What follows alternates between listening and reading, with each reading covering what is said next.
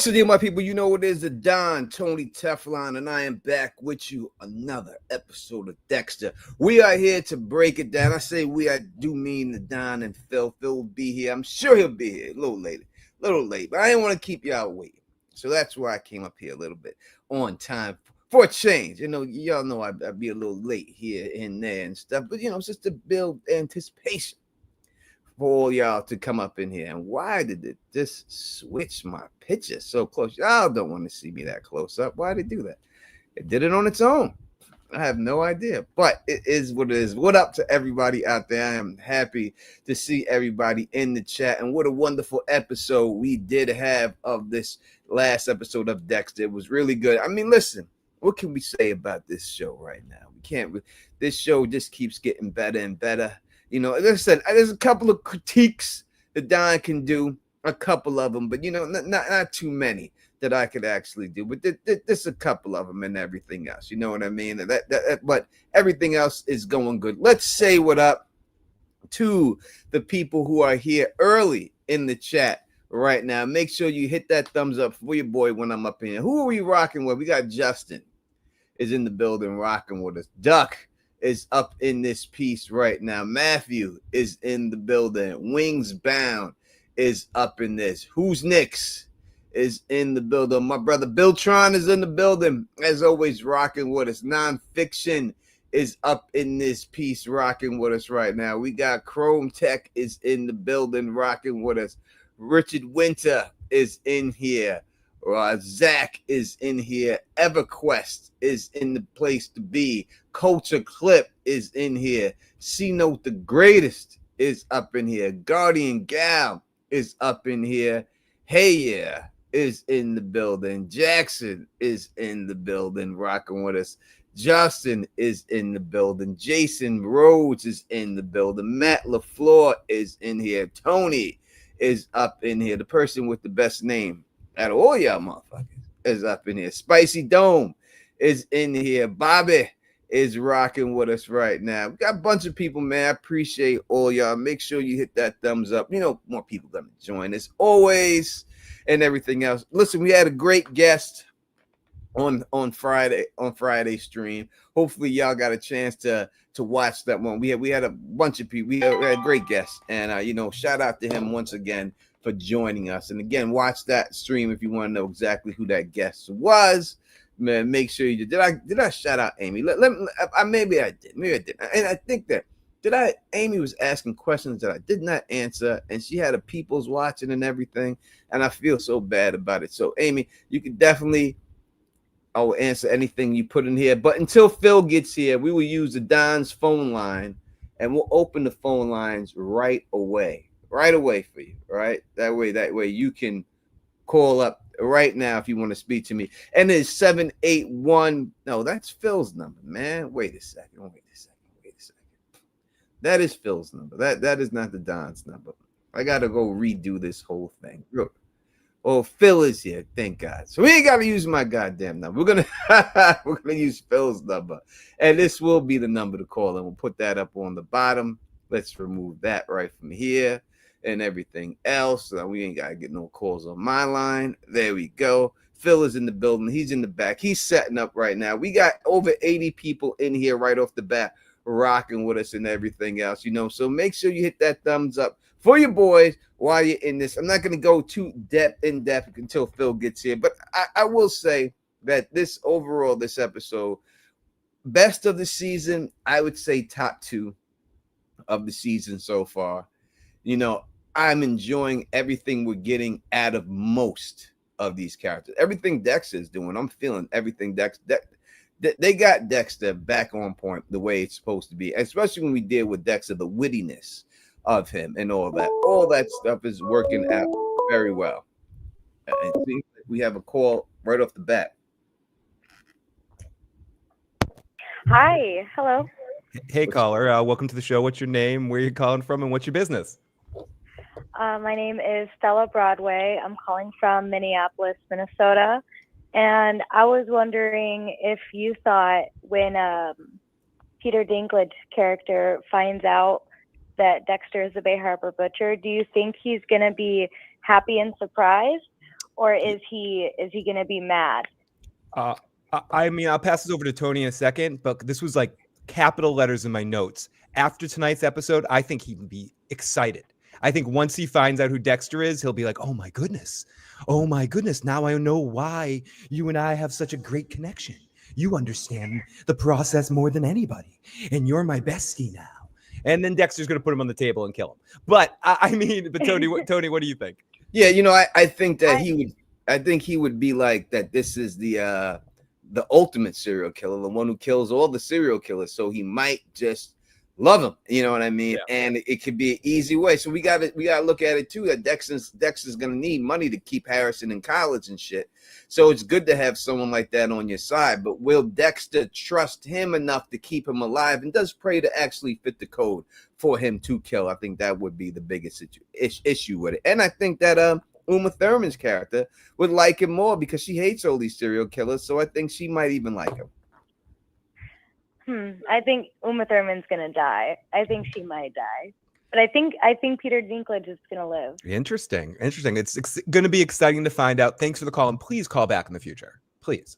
Absolutely. Thank you, guys. Bye. No problem. Thank you. I think it was interesting tonight, Tony. We've seen hints at it, but tonight was the first time we really saw a moment of, and it was almost like in your face, like they wanted you to make sure you remembered that he basically told Uma to shut the fuck up at one point in time. She's like, oh, we need to be safe. And then he's like, listen, no, shut the fuck up and just do your goddamn job. You know, and I don't think we've seen that much direct animosity between the two of them. And I think that just fits your theory about how she'll turn on him eventually. Area code 315. Welcome to the show. What's your name, where you're calling from, and what's the business? Nonfiction, Syracuse. Hey, nonfiction. Great to hear from you. Okay, I got several things to say. Go for it. All right, I know a lot of people think Blessing is the Ripper, especially with the allergic to cats. Like how Dexter was allergic, quote unquote, to cats because he'd kill them if they brought him in the house. But I think that's a red herring. Prater either knows the Ripper or has met the Ripper because he has his weapon. Yep. Prater's the Ripper. Well, listen, the cops don't know. Comment. What was that, Tony? The cops don't know because she had the host.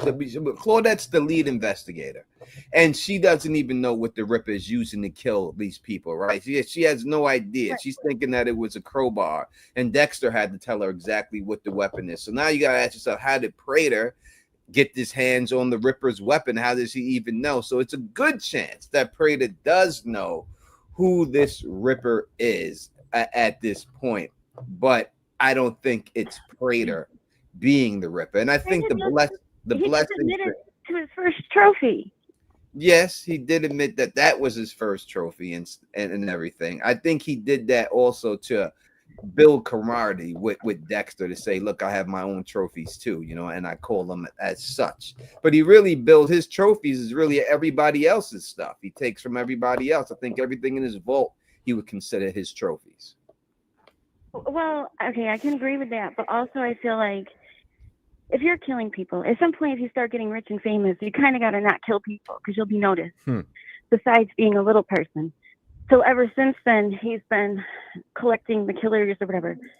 But there was something I wanted to say to you for weeks about the New York Ripper and the officer. I don't necessarily know if she'll ever find out who the Ripper is. Dexter definitely will, like how it was in Miami. But Batista is trying to carry this torch for the Bay Harbor Butcher. And we all know that especially big cities just want their homicides cleared. They don't want to open them back up. Mm-hmm. They've stated how she almost lost her career over this. So if she goes now with a different killer, like if something happens to Angel and he disappears, right now she's all, we're going with evidence there, but if he ends up dead or disappeared, she's going to start buying into his BS. And then she's going to start going the Bay Harbor Butcher route. And no one at the NYPD is going to want to hear it. Absolutely not. Especially not about Brian Foster. They don't want to open up cases. It depends if he disappears because he's not from there. So he can leave anytime he wants to leave. You know what I mean? He can just bounce. It's not like he's working for them or anything. He's not from that area. He could have gave his stuff and act like she didn't believe it. So he left. You know, so I don't know if that would cause alarm in her head that him being gone like that. You know what I mean? If a partner disappeared, it'd be different, but I don't think that would be the situation when dealing with that. As for Blessings being the Bay Harbor, being the New York Ripper. Listen, they've already told you. Blessings said a million times he's only killed one person in his life, and it haunted him for killing that one person. This guy's got a West Indian accent. This guy on the phone, it sounds nothing like a West Indian on there. You know, so I would hope that it's not Prater, because I think that the weapon is as big as Prater. So I really couldn't see him, because when you seen Dexter demonstrating how it would go, how he would have to have a handle and grip it and pull it up and rip it to get the people's insides out, it just doesn't make sense that a small guy, the weapon's bigger than that, he'd be able to pull that off to me. So we'll see. No, but see, I have the opposite argument. Because he's a small guy, he needs a long-handed weapon. A lot of people keep posting online the picture of Jonah with the hook, and he has a very short-handled hook, because it would be awkward to use if you were going to rip people. A long-ass hook, it would make it awkward if you were the same height as them. But if you were a short person, a long hook helps. I hear what you're saying. Long-handled hook, I should say. I hear what you're saying. There's no doubt about it. I hear what you're saying. I think the weapon has to be connected. When you use a weapon like that, when a serial killer does, it has to be somehow personal to him. We've seen from the beginning that this is a manhole cover, what they use to lift manhole covers in Manhattan and throughout the whole city. And they keep showing Dexter's name on the manhole cover in the opening every time. So I just don't see the connection to the manhole cover and Peter Dinklage's character. You know, I think it has to be some type of guy who was a plumber or had something to do with the union or somehow did something like that. It has to be some connection to it. They haven't given us anything to say that Prater is connected to the New York Ripper, other than him having the weapon, but not knowing. They haven't said anything about his family being a plumber or his father was or anything else like that. And I really think that we got to get something like that in order to get it. I just don't think we have enough. We can guess, but we don't have enough information to really fully flesh it out. And if it is Prater, I'm cool with it, but I wouldn't like it. I would like it to go into next season. Well, I'm starting to think he's going to make it to next season, but I'm just going to say this last thing before I hang up, because I'm trying to do stuff anyway. So isn't Quinn supposed to be in one more episode? They might not know Angel's gone, but Miami Metro make a call asking about him. Yes, we did see that Quinn receiving a phone call from somebody, but he didn't tell them. What if he calls them and it's like, we can't find Angel? What's going on? Yeah, but he didn't tell them where he was going. He didn't tell them anything. He specifically didn't tell them. They're detectives. They'll figure it out. Good logic, nonfiction. Good logic. Awesome call of nonfiction. Definitely call back as we figure things out. I can't wait to hear more what your perspective. Talk to you soon. All right. Peace. And thank you for the super chat, Doctor. The Ripper recording sounds like Prater. I think he's the Ripper. What do you think? I don't want him to be, but I'll go back. I'll drop a video on the Ripper, and we'll do some video. We'll do some audio analysis of it. We'll break it down that way. That would be a hell of a voice by the Dink. Area code 646. Welcome to the show. What's your name? Where you calling from? What's the business? What's the word, y'all? It's Mike from Manhattan. What's the word, Don? What's going on? What's going on? You know, always got to check in, man. Last episode was fire, super fire. It had me feeling like I was in high school watching Dexter again. It was lit. It was lit. I ain't gonna lie, they got Dexter like on his demon timing. Like, I like when he's real shiesty and he backdoor. Yep. Like, I like evil, like Dexter, like trying to rage bait people. That's my favorite version of him, and he's on that. So I feel very happy as a fan for that. I feel very happy that I got to see that correctly again on Dexter. Yeah, he did. He gave him the Dokes treatment on that.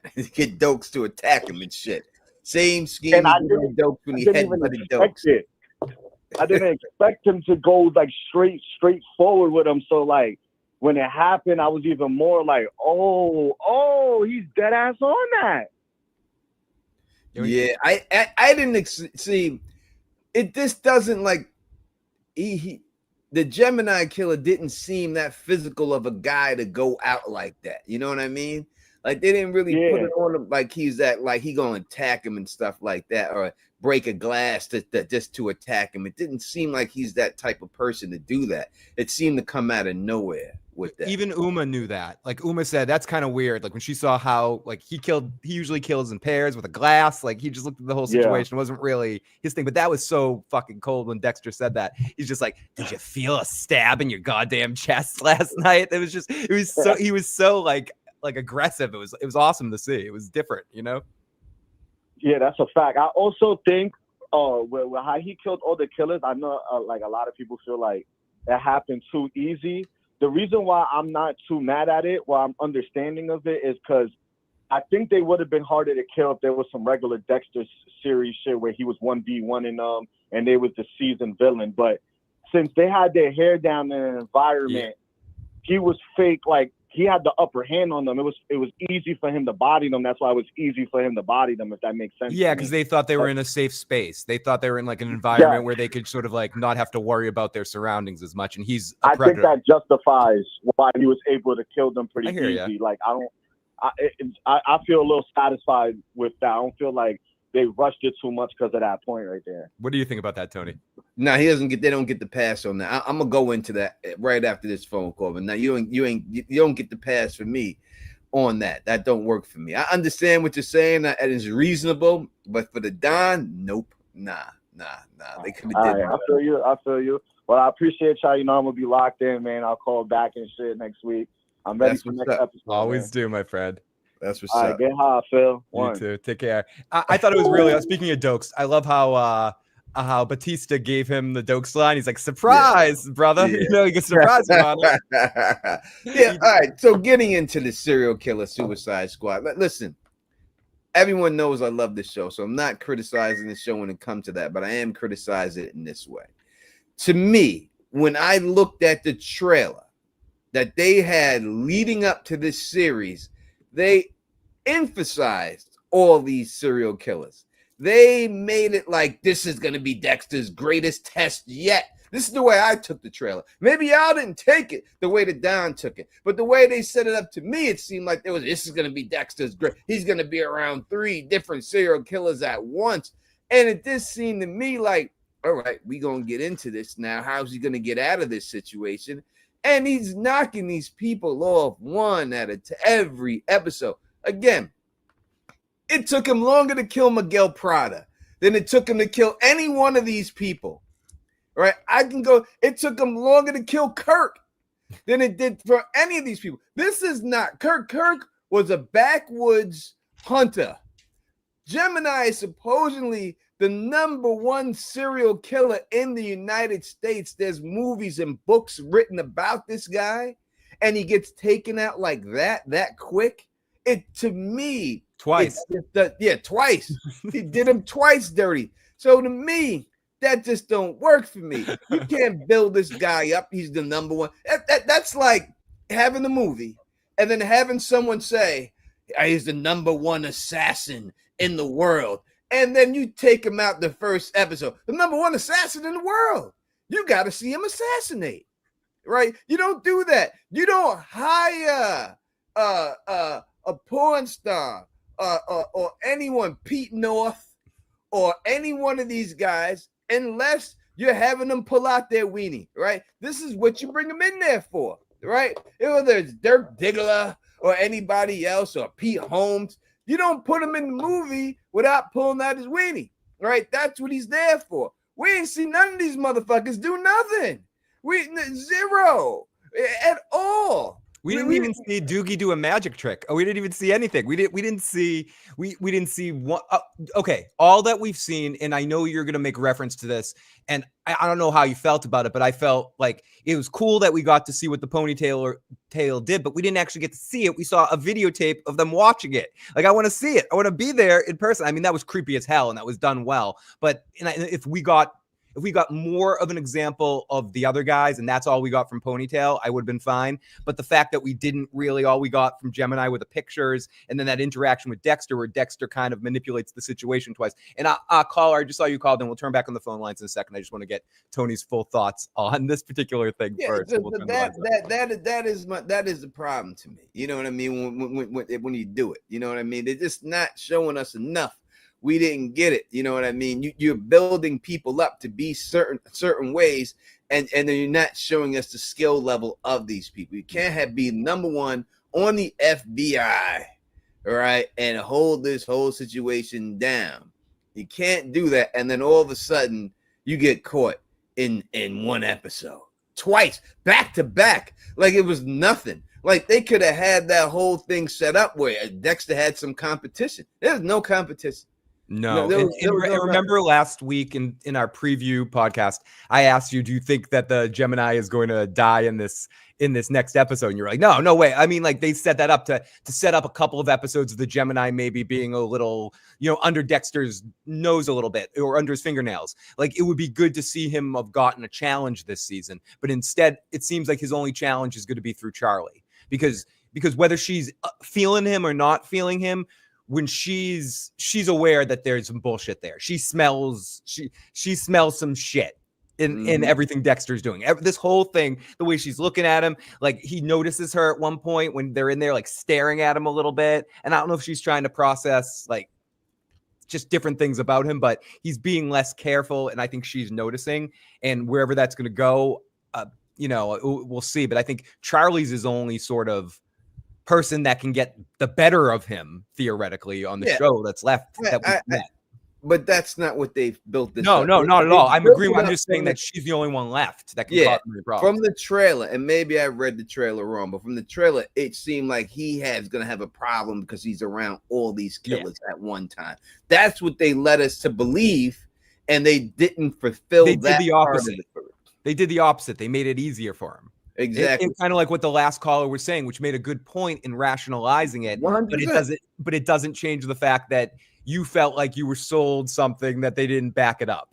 100%. And Samuel, you said I disagree, Mr. Teflon. Well, listen, Samuel, you have the right to. I'm not telling you to agree with me. And the phone lines are back on now, right? Yeah, you can call right in and let us know why you disagree. We would love to hear from you. So definitely call in. The call-in numbers on the screen, on the crawl, 781-990-8509 is the number to call in. We would love to hear from you. We have over 170 people in here live. Wow. That means we should have 170 likes on this video. So please like the video. Let's go. Let's keep it going. I'm going to have 170 new subs too. That's going to be awesome. Oh, we got two calls all at once. Oh my goodness, I'm distracted. How can I get to the phones? This is area code 708. 708. What's your name? Where are you calling from? What's your business? Chicago Heights, Illinois. Jax Rain. Hey man, how's it going? What's going on, Jax? What you guys doing, man? Chilling, I had a couple things to say about what you guys were saying, and then I have a theory. So the first thing is, I don't mind exactly what's going on with the whole Suicide Squad thing. I think it makes perfect sense. Dexter is a psychopath that doesn't feel nothing. He can't get scared nor be happy. So it doesn't really make a difference what you surround him with, in my opinion. So I think it's the way they did it is it was quick, but it was pretty honestly done fair. The way he did both Gemini killers. Let me ask you this question before you continue. Let me ask you this question real quick. When you watched the trailer to this season, did you believe that these serial killers were going to be more of a threat than what they have been in this show that we see? No. You didn't? When I saw the trailer, I believed it was a setup for long term, introducing serial killers that could possibly be out this season and then more the next season. And then my theory, you'll understand a little why when I explain the theory. But to answer your question, no, I did not. All right. You thought they were going to have these serial killers make it till next season and all that?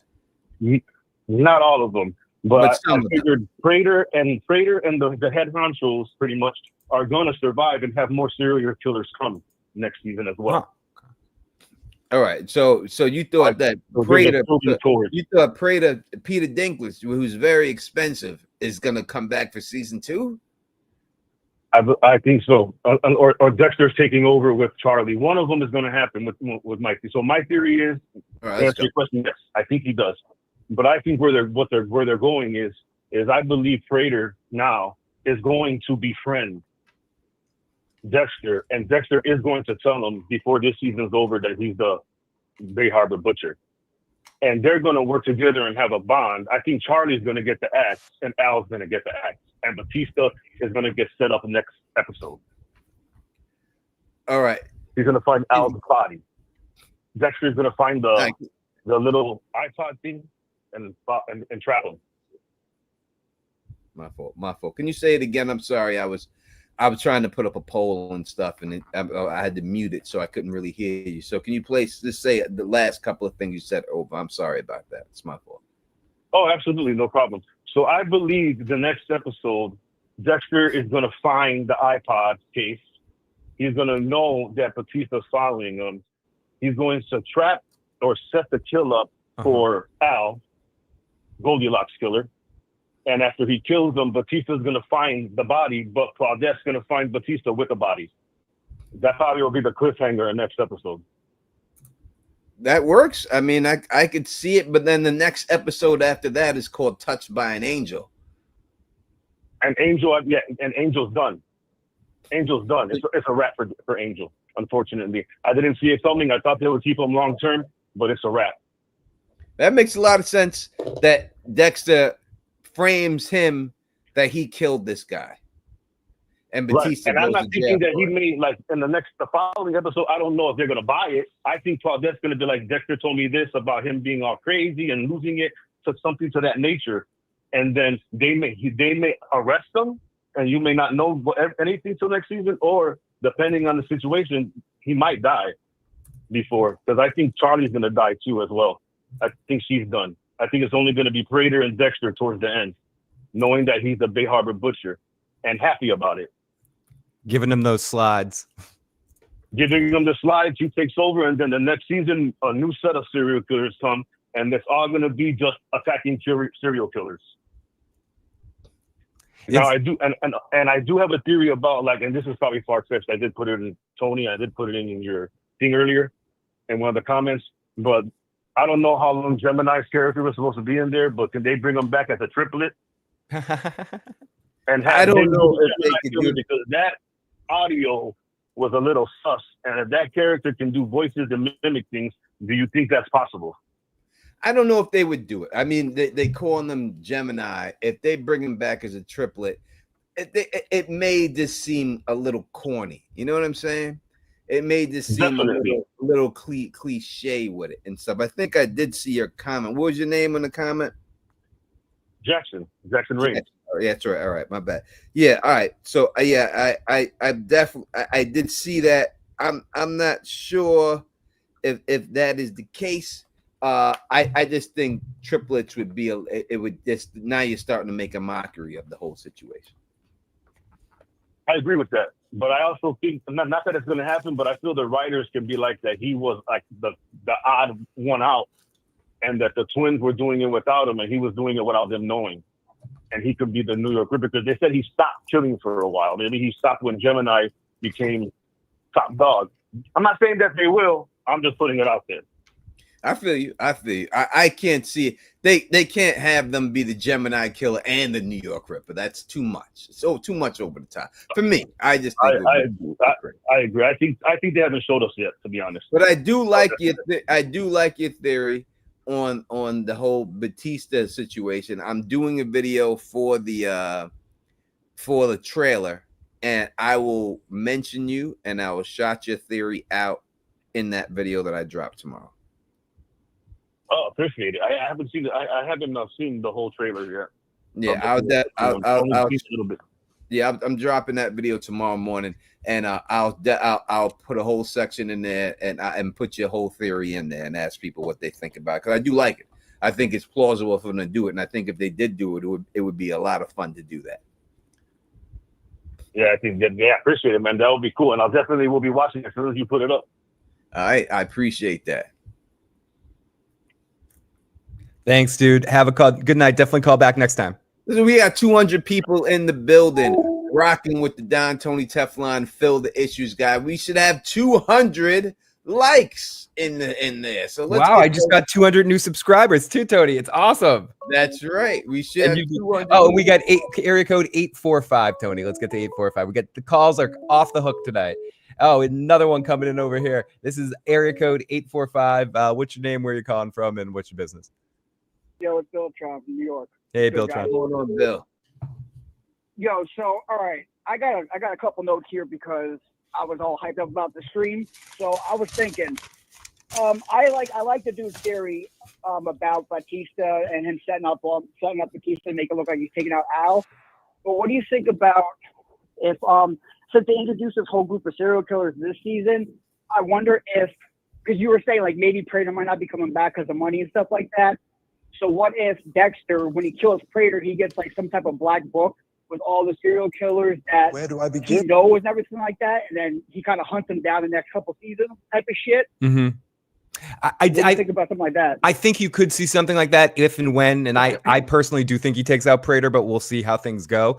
I'm more wrong than I am right, so we'll see what happens. But if he does, I do think he will find some sort of black book. He will get his slides back himself, and he will find some sort of Prater has a connection to all these serial killers that don't come every year.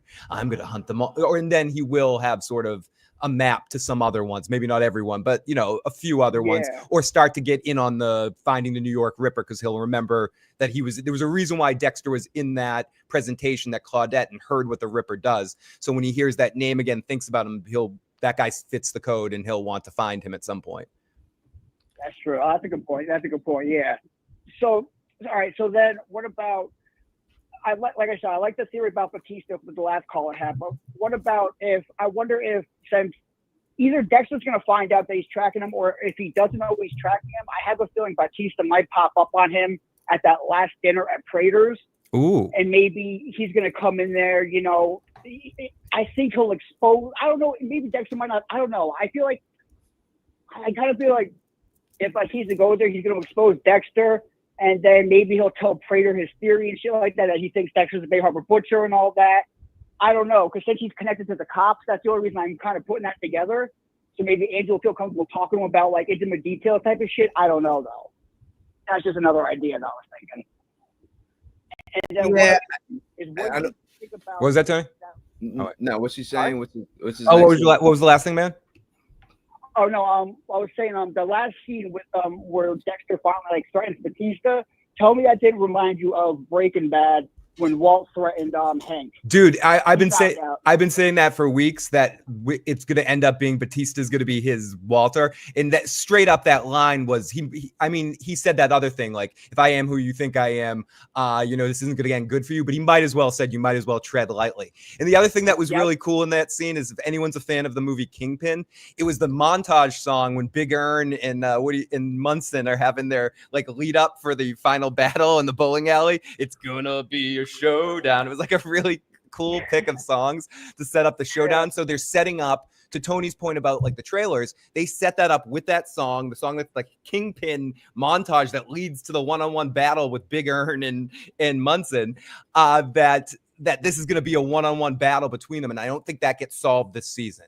I think Batista is his end game sort of adversary. And that's why I say he's Hank, because he's setting it up, but he makes it through this season, and he's going to be that thing on Dexter through, like, that thing that finally gets him. And I don't think he's going to get him this season, but I do think he will eventually get him. I don't know. What do you think about that, Tony? You think Batista will eventually get Dexter? I don't know. After that whole thing in the car, it made me rethink anything. It made you think now I'm thinking they may get rid of Batista. Oh, don't do it, man. Like now I'm thinking. I agree. That, you guys are probably I right. didn't think they would do it, but I think in the end, I'm feeling the ending like my New Jack City ending that I'm calling on this whole thing. That Dexter does get arrested and then killed by one of Rita's kids before he goes on trial. Ooh. I'm feeling my New Jack City ending like that's how it ends for him. That one of Rita's kids kill him while he's going to court or something, and that's how he gets taken out and everything. I'm thinking they may pull that on him. You know what's crazy though? You're not in the books. I'm pretty sure in the books, I know it's different from the show, but Dexter, I think he's like a darkness in Astor and Cody and starts training them type of shit in the book. So that'd be a cool twist if one of the kids took him out. That'd be dope. I like that. Yeah, it makes a lot of sense. You know what I mean? That because he did Rita dirty. I love Rita still to this day, and she should have never died. And I'm telling you, it was one of the most. Between that and I would say the Stannis Baratheon burning his daughter are the two hardest things. The two hardest things I've ever watched on television in a television show. That shit is wild. Damn. One more thing I'm gonna get out of here. Rapunzel's laugh was fucking creepy, dude. Creepy as hell. I'm with you on that one. I actually made note of that. It's super fucking creepy, dude. Viltron is always so great. Creepy. Great call, my friend. Have a good one, guys. Tony, this is the one thing I'll blast back on you. Pause. Is the one thing I'll come back at you with in the sense of with the Batista thing, because I'm gonna challenge you with your former opinion. Yep. I don't see how, even if he becomes a problem, I don't see how Batista fits the code. He'll have to, but what they have set up this season is that Dexter will get rid of people in other means. So I think he could set Batista up, but I think when he's saying this can't end good for you, he's bluffing. I don't think he'd kill Batista. I'm not sure if he would. But it does make sense, like the last Jackson said, that he sets him up to be the Behar of a Bush. That he could do something like that. I could totally see him do something like that, like set him up send him to jail, send him in a weird sort of situation. But I can't see him killing him.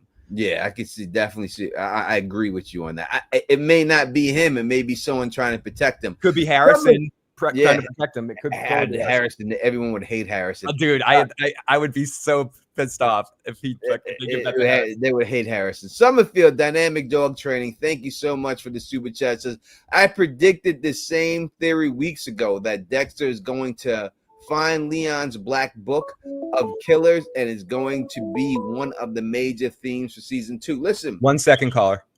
Listen, if you did, you did, and you know it could be right. You could be right. The other caller who said it, he could be right.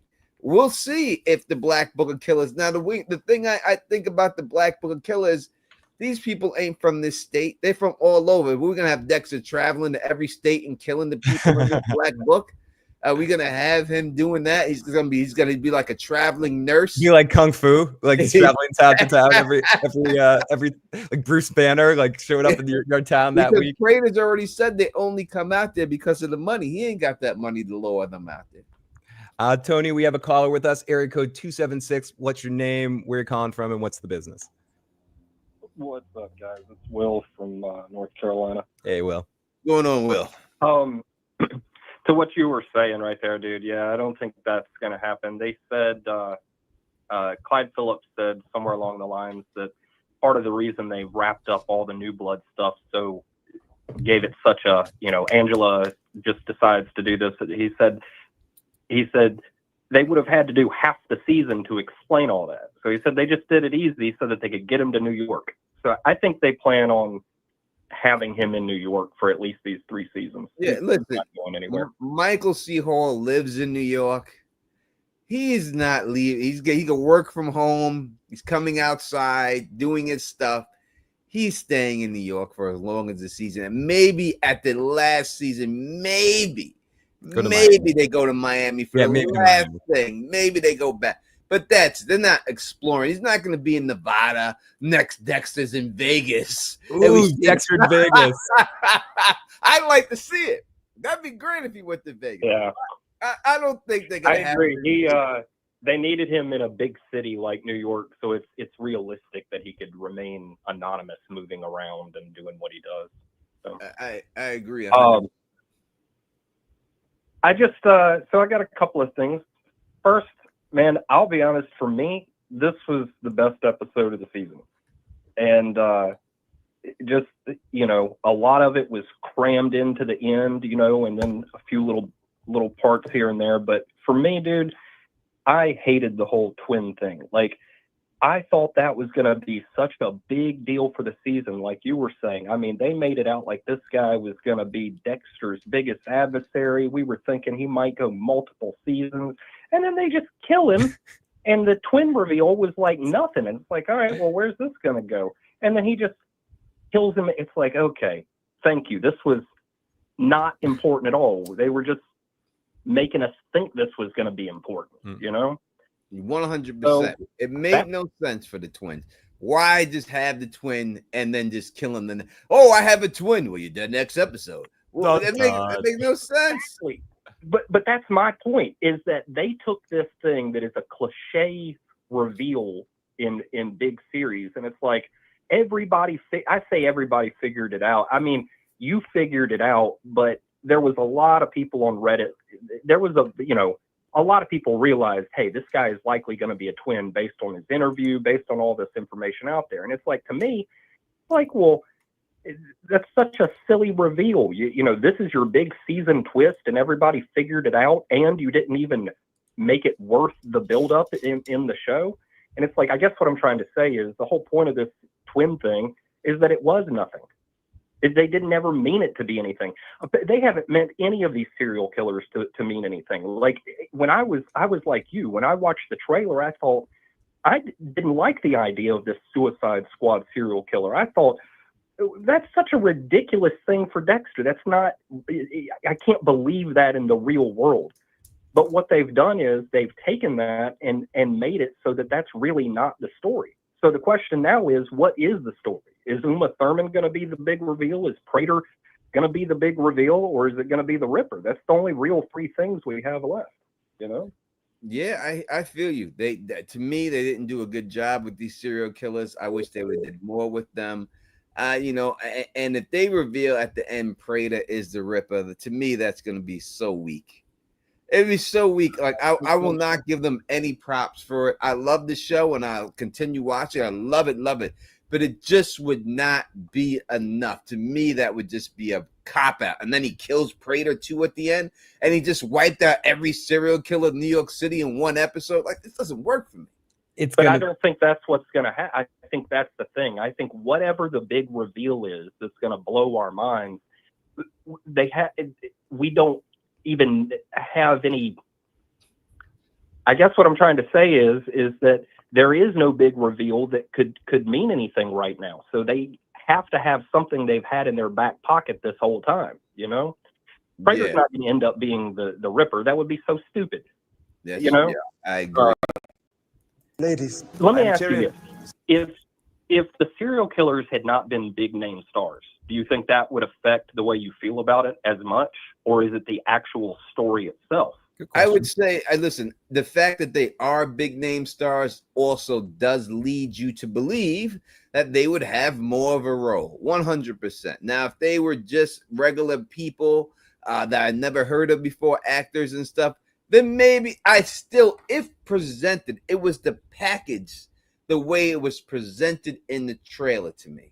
And it was when I took it, they're throwing you off with the trailer. Because look, they have Doogie Howser. You think, Doogie Howser will have at least 3 or 4 episodes. They kill him right off. Oh, well, he's going to have a love interest with Mia. Oh, they might make a whole spin-off series about her. Nope, gone. Gemini twins. Oh, he might go multiple seasons. This dude is going to be. He said he was the end. Nope, gone. So that's the whole point. They've been they made it look to us like we were going to have Suicide Squad. This was going to be the toughest test Dexter's ever had. But the season has been great. So they're going to have to finish it off strong. There has to be some reveal that they have kept really tight under wraps.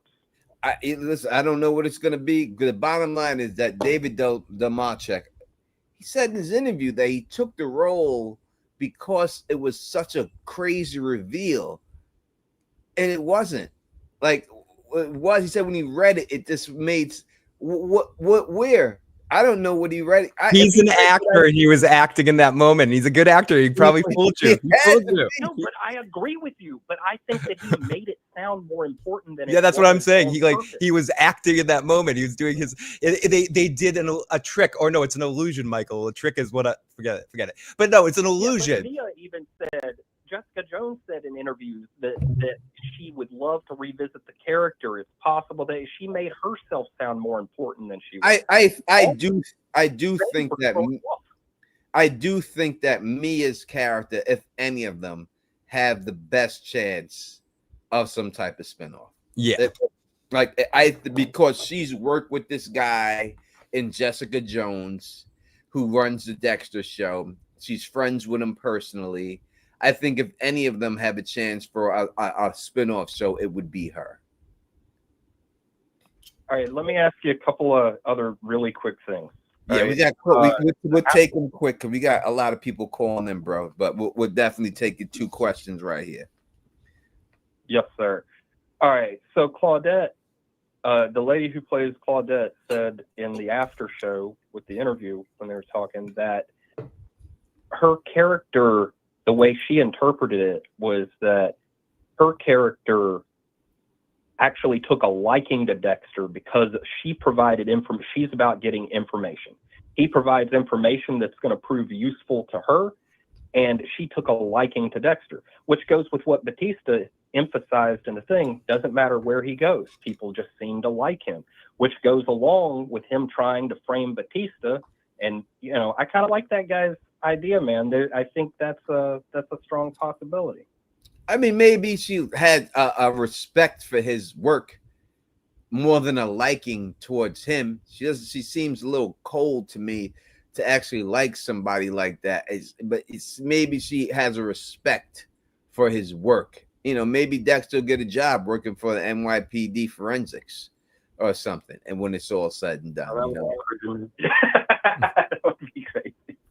All right, man. Thank you all for your time. I appreciate it. No problem. Thanks for the call. Appreciate you. What up to Jackie C? And what up to my sister Coley Cole is in the building in the chat right now, rocking with it. We have over 240 people rocking with us. Hit that thumbs up for your boys. This is area code 415. What's your name, where you're calling from, and what's your business? San Francisco, and my name's Gabriel. I have an idea of how episode 8 will go. Let's go. All right. So, I believe that Dexter kills Al, and it's because I call it in the teaser trailer that they gave us. And Batista rushes in, and he catches him in the act. Dexter is stunned. He doesn't understand how Batista found him. And I believe that up until this point, he's still unaware of the airport case that Batista left in the car. And Dexter manages to escape, and Batista calls Detective Wallace. And I feel like the whole NYPD comes down to the kill room, and the whole of New York City is now officially on alert that the Bay Harbor Butcher is back in business. And I feel like while all this is happening, Al kills Elsa, and Elsa just lies in her apartment bed, like strangled. And then I feel like Harrison walks in on that, and I feel like it becomes a whole thing of how Dexter found Rita. I don't see the thing that people I'm hearing these people that, and I'm not really talking about this episode, but we'll talk a little bit about next episode since you brought it up real quick. I don't think that seeing plastic on the wall is enough to say that the Bay Harbor Butcher is back active. I don't see how that could be. It could be a copycat person. It could. I mean, there's no thing here to prove that he's back active. It's because you see this. You know what I mean? This plastic on the wall. How many times have they caught the Bay Harbor Butcher's kill room in the regular season that they've walked in and seen this actual kill room to know that's how he kills? Well, how many times have they done that in this season? Because I can't think of one time that they've ever done it. So I just don't see how that would be enough to get them to believe that the Bay Harbor Butcher is back active because of this plastic on the wall. Yeah.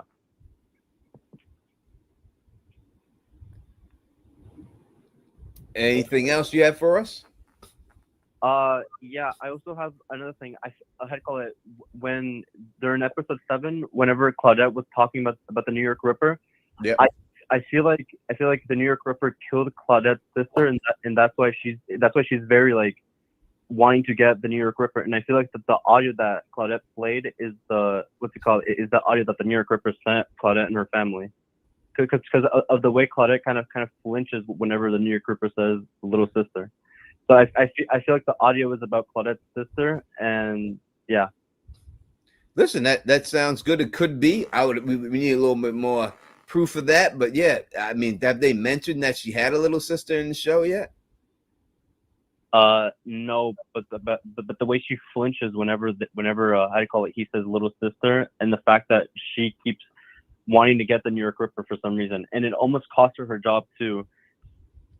Yeah, she's very emotionally attached to it, so it would seem that maybe he personally did something to someone she cares about. So yeah, it's very interesting that she could have a little sister that was taken out by the New York Ripper. But to me, it would be very hard to show pictures of this guy who's killed people the way they has and know that your sister is one of them. Like that would just be, to me, I couldn't do that personally. Maybe she can in the show, but I couldn't do that. That would just be too hard to do that. Yeah. All right, well, thanks for having me, guys. Now, thanks for calling. We appreciate you, brother. All right, bye-bye. Peace. Oh, I didn't know I was muted. I watched the trailer. I don't want to talk too much about that because we'll talk about that in the next stream. But wow, that's a pretty crazy trailer. Yeah. I'll drop that video tomorrow and we'll get into the trailer and all that stuff. Okay, I can't wait to watch that video tomorrow, Tony. And all that good stuff and everything. Listen, we have over 220 people in the building. We should have 220 likes up in there. I'm gonna go check it out and see how many likes do we have in this thing right now. I'm seeing 66, Bill. Now there's got to be 66. Let me say. How do we have 66 likes with over 200 people here? That's ridiculous. All the things that we do, y'all gonna hit that thumbs up button. Man. Give me a chance. I see 110 now. So we just got 40 people that just put it up. So come on, we're doing our best here. You gotta show us some love back. You know what I mean? That's what we ask. I'm thinking about doing a giveaway for maybe a raffle. Ooh. For the next. Put it in the chat right now. Would you like me to do a raffle? I could do a raffle. I can give away a Dexter blood slide case, handmade blood slide case. I could do that, and I can just charge like $2 super chats or one gifted membership, and every $2 is a raffle. How much it adds up to, and every membership for $2, we can do that, and I can give away a raffle next stream if y'all would like to do it. If y'all would like me to do that, just say yes in the chat. We'll get it popping and stuff like that. We'll do the raffle for you and stuff and everything else, and we'll get that popping for you if that's what y'all want. We're here for you. You know what I mean? We'll do it all in one night, and we'll see what it is, and we'll send it right out to you. And if you're overseas, we'll be able to send it to you overseas, no problem. So it'll be no problems. All right, people seem to be into the raffle. They're saying they want to do it. All right, so we'll do the raffle for the Dexter blood slides. Next stream, we'll do that. I promise you, next stream, I'll have everything set up by next stream, and we'll get that thing popping for y'all. So we'll have the raffle going, and maybe we'll keep doing raffles and stuff. So yeah, see how it goes, and we'll keep doing raffles in there. And maybe we can get Jackie C a membership, and we do enough raffles. We'll see about that. Don't ask for miracles today. We do have a voicemail from someone that tried to call in. This is from area code 714. Hi, this is Shrew. I just wanted to say that I think the reason why they are having Dexter knock out these serial killers so quickly is to set up for Prater's long game, which I kind of feel like Prater is going to be the Ripper, and we'll get that in a slow reveal. And that maybe next season is going to be about the Prater Batista triangle. So, that's what I think. And I think that it was strategic. Maybe the reason why they had Dexter take out these really, really prolific serial killers quickly is also to reinforce the fact that he's the this best. isn't the same old Dexter, that he's kind of, more rageful, more. We can pause for a second if you have something. Yeah, it's just. We'll finish your message. As we talked about to the other caller, let's go through it again real quick. Dexter kills the Gemini killer. Kills him. Takes him out. At the end of the episode, there's a big reveal. Oh my God, there's two of them. When you get this reveal, then they're basically telling you, oh shit, there's two of them. He's in trouble now. This is going to be a problem. But then we get to the next episode, no problem at all. It was even easier. This one was even easier because the other one could have theoretically been a difficult situation for him if he wasn't Smarty Pants Johnson and asked to switch the cups. I'm still wondering what Dexter's plan would have been if he didn't switch the cups, because it is still a gamble. So would he have thrown the glass off the dude's head and charged him in his eyes? He's got to have a backup plan, right, Tony? Because he's got plans upon backup plans. He's not gonna. Yeah, it had to be something there. Something had to go down with it, and it's just the big reveal. He has a twin. Gonna be a problem. Nope, not that big of a problem. I'll take him out next episode. What are you going to have? You're going to bring his mother, his cousin? So what? I'm going to take his mother out next episode, take his cousin out next episode. I'll take out the whole Gemini family and the whole clan. When you set something up like that, when you do anything up like that, you're setting expectations, at least in my opinion, that this is going to be a problem for Dexter. That's why they made him a twin. And it was really just another filler episode not filler episode, but another thing to fill an episode for a kill, just so that they can have another kill. They should have made the Gemini killer get revenge on Dexter, kill somebody close to Dexter, and then you can kill him again. Then you can kill him. But you need to have him have some type of revenge. Everything that we see in the trailer, something's different here. I'm just trying to put my finger on it. And they try to make you think like he's on to something, and he's on to shit. No, he knows nothing. He knows nothing about shit. He has no idea what's going on. He knows less than Jon Snow, Tony. He knows shit. He knows nothing. And they try to set you up to make you believe that this guy's on to something. And you don't stress to me that this guy's the most the FBI and Macaulay Culkin and everyone else wants to play him as a character, and he gets taken out faster than Miguel Prada. He gets taken out faster than any other killer I ever seen. It just to me, when you give someone that high of a bar, he deserves to have some type of victory over Dexter. They're making nobody Dexter. has yet. No, because they're making Dexter even said it, or did Harris? He's like Freddy Jason. He's like Mike Myers, Jason Voorhees now. He's a step above. And it also reminds me of like the reunion seasons of 24. Like when Jack Bauer first started out, he had trouble defeating people. He had to like outwork them. By the end, it's just like you're surrounded by a million guys. Blah, blah, blah, blah, blah, I'm Jack Bauer, motherfucker. And now Dexter's reached that point where even all the serial killers in the world up against him, the best in the world, and he takes them out like this because he's just better than everybody. And I guess that's just what we're supposed to think. I guess that was the reason to have them up there. Even Clint Eastwood gets shot in westerns. He wears the medal under his shirt. He has to put the medal under there, but at least he gets shot once.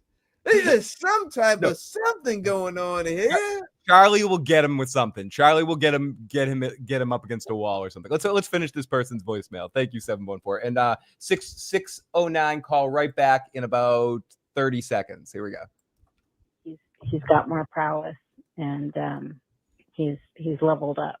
Maybe that's the other reason. But anyway, I think that the long game is going to be Prater, Dexter, Batista. That's what I think. Hope I'm right, because I would love to see Peter Dinklage play the complexity of Prater the billionaire and the New York Ripper. I think that would be amazing. And I would love to hear your thoughts. Thanks. Bye. I appreciate it, and Tony's talked about this a bunch. I just don't think Prater's the Ripper. I think it becomes amazingly more interesting if he's not. It just doesn't make sense. Yeah, and I think that Peter Dinklage is too expensive to bring back season after season. Yeah, they're bringing Uma. It's one of the two, and the Dink is not coming. So, one second, caller. Area code a fucking fly. This the same fly still in here. Area code 347. What's your name? Where are you calling from? What's your business? Hi, it's Kim from Brooklyn, New York, calling back. Brooklyn. What's up? What's going on? Get this fly. What's up? So I'm calling because I want to say, Tony, I totally agree with you with this episode. I felt cheated because number one, they killed him off too quickly. And like everybody was saying, they made it seem like Gemini was going to be the nemesis, the antithesis for a few, for like another season at least. We didn't get that. He and his brother got killed off too quickly. We didn't even get the explanation. Like, remember when the actor that plays Gemini was saying that we would find out some secret in his past that informed, the way he kills and how he does things. We didn't get that. You're exactly right. We didn't get that at all. I'm sitting here looking for this. I was like, okay, so Gareth didn't say anything. Maybe Gareth's brother will give us some insight. Nothing. Not a single thing. But then again, I also thought maybe the reason he went out so quickly, because you know what they say, ego and pride cometh before the fall. And Dexter played on his ego. And I agree that he did that, but we've seen that already. So we've seen the same thing in 2 different episodes. What sense is that? Exactly. It's like we got gypped and hoodwinked, because I'm like, what the heck? It seemed like the episode itself went pretty quickly. Yep. I agree. And like really quickly. And I'm like, what was this, a half-hour episode? Like, they crammed too much into it. It seemed like they didn't really take their time with it. Maybe there's a method to the madness as to why. But I just felt like out of all the episodes so far, this one was like maybe the third in this season, like coming behind 1 and 2. It's like I was just so disappointed. We were bamboozled. I'm hoping that they they definitely come up with something, because at this point it seems like they have no choice but to come up with something that really makes everybody go, holy shit, for real? I don't know. I was just really, really disappointed by the whole thing. Yeah, listen, I liked the episode. I thought it was good, but the whole Gemini plot line did not work for me. And I agree. I feel we were definitely bamboozled on this whole Gemini thing. We thought he was going to be more than he was. And I guarantee you that next episode, he takes out Goldilocks, no problem either. Rapunzel, he takes him out, no problem either. And that's the end of this. And that's the end of it. It's going to be a real simple thing. He's not going to be the big mean guy out of all of them and get revenge. It's going to be nothing like that. It's going to be lock, stock, and barrel, just like we've seen with the other ones. He's going to roll his fat ass up on the table and take him right the fuck out really quick. And it's going to be some bullshit. And that's what's going to happen. And he's going to torture him with blood because we found out that he's has he may throw blood on him and stuff. Yeah. It's like, and I love that actor. I think he's a great actor. Like, how are you a serial killer and your blood squeamish? I don't get it.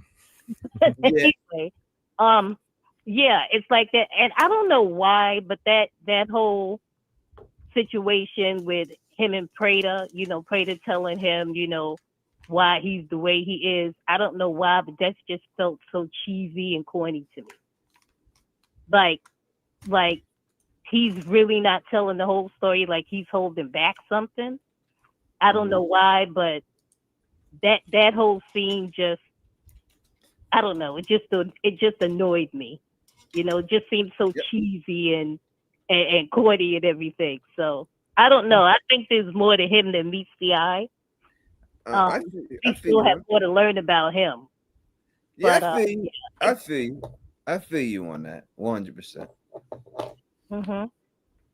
Well, thank you for hearing me out. Like I said, I just want to let you know I totally agree.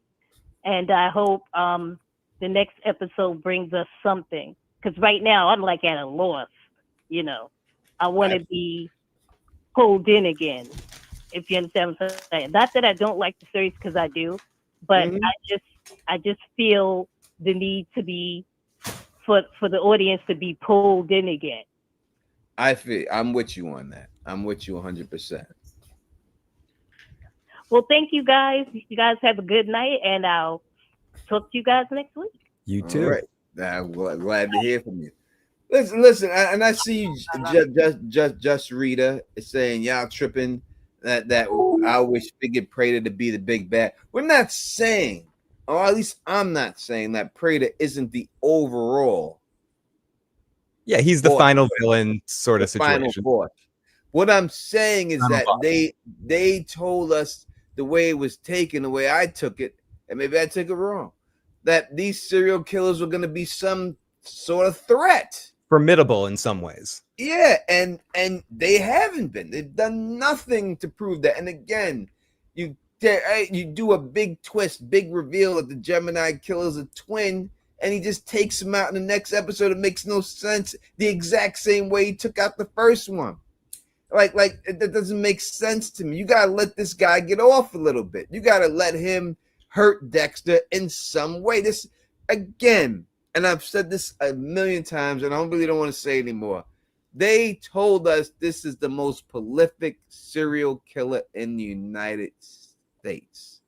Not some random guy like Kurt up in a small town in New York killing Molly Park and just taking her out there. Not no backwoods hunter. All right. The most prolific guy. And both of them taken out back to back like garbage. He had more problems with Kirk. Kirk almost got his ass compared to these guys. You know, so you should have did something better with that guy. At least him. If you're gonna and y'all, I hear people, oh, Rapunzel's gonna be, you'll see. He's not. Tony, it's not. They wouldn't even have had to do anything big. Just in this episode, somehow have him outmaneuver Dexter somehow. Yes. Not do it. Just kill him in episode 9 instead of the next episode right away. Exactly. And again, this isn't a discredit to the episode or the overall season as a whole. It's just again the distraction, the illusion of it all that I think Tony's calling out. Is that they set this up as a big thing and then they didn't follow up on that. And I definitely agree with that aspect of it for sure. Area code 708. What's your name? Where you calling from? What's your business? So it's Jackson again. I wanted to mention a couple of things to clarify what you were saying really quick. Do it.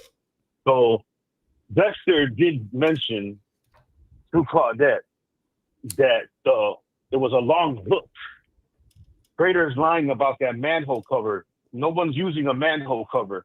So if everybody thinks it's Prater, it doesn't necessarily have to be a big ass manhole hook. It could just be a long hook made out of some strong metal that can just hook somebody and kill them. I'm not saying that's what it is, but I'm just saying that I can understand why people are saying that, because I don't think it was the manhole cover or a regular crowbar that you can pick up and lift and throw or swing. You know what I mean? I think it's just a long hook, like Captain Hook had in Peter Pan maybe, or like fucking the Hook Killer and I Know What You Did Last Summer, but it's long and thin and it can still do damage. All right. So you're saying that, so that would mean that Prater has a fake trophy, you're saying, inside of his. Yes. Yeah, that's not the New York Ripper thing, because he said that when he swings it, the blood spatter is going to go up, so it's more of a hook. When he was talking to Claudette in the school thing, when they were talking about the Ripper, remember? Yeah, but he was basing his analysis of seeing the Ripper's weapon. The blood. No. He looked at the weapon and then he looked at the blood splatter. When he was looking at the blood splatter of all the Ripper stuff, that's what he said it was more of a hook. He said to her, maybe you should be looking for a hook type thing with a handle attached to it. Yeah, he was thrown back. Right. So, but he was basing that opinion from the blood splatter, but because he's seen the weapon in Prater's vault. Yeah, Tony, I thought he was almost like trolling the detective at that point. Yeah, 'Cause he he's was. like, I know what the weapon is, so I'm describing exactly what I'm it is. describing to you what the weapon really is. It was and almost a everything. comedy moment. They could have played like comic music behind it because he's like, and he did the weird like body language. It would be hard for me to believe that after showing all the trophies that Prater had, that one would be fake. Yes, caller. I do think that that he was like more mocking her in that moment. I don't think he was mocking her because I already think everybody believes it's a manhole cover for the thing. I don't think he was mocking her. I think he was trying to tell her there was more of a longer hook with a handle. And let's be real. I do construction. There ain't none with a handle over here in Chicago and Illinois. A manhole cover, you don't have a handle on it. We use regular thing, the crowbar that has like a little thing at the end. It's just heavy to lift. It depends. Like if you go back to the early '80s, they did use a hook with a handle like that. So it all depends. And listen, and there's a billion different manhole cover openings. There's automatic ones that do it, but if you do look at the 1980s, they did use those for manhole cover removal and stuff. But now they have automatic ones that pull it off, and there's a whole bunch of different ones without a shadow of a doubt. But I guess the easiest thing to say when trying to describe it would be something that lifts a manhole cover, right? More than anything. There's no exact word for it. Okay, so they're just describing what they think it looks like because they don't really know what the murder weapon is, type of thing. I think the murder weapon is what Prater showed us. I think that he had every trophy they showed, it showed to be legitimate. It would be weird if that would be the one that's not. Did he say that was his first trophy? No, he said the first. He said the letter is the first trophy. The letter is his first trophy. Right, but he didn't mention anything in the beginning of it because I don't remember. That's a question. He didn't ask any question in the beginning when they had the dinner with them. If when he was showing the trophies to Dexter, if that wasn't his first. No, he just said that. He said this is the New York Ripper who terrorized the streets I grew up on when I was a child, and he still hasn't been caught. And then Dexter said something, makes a joke about it, like good for him or something like that. Okay, so that's what I was pretty much trying to defend the people who may think it's not a manhole cover thingy because they keep saying it's Prater. So I can understand why they think that because it doesn't necessarily have to be a long, big manhole hook. But that's the first thing I wanted to think. And then the second one I wanted to talk to you guys about is I know everybody's upset.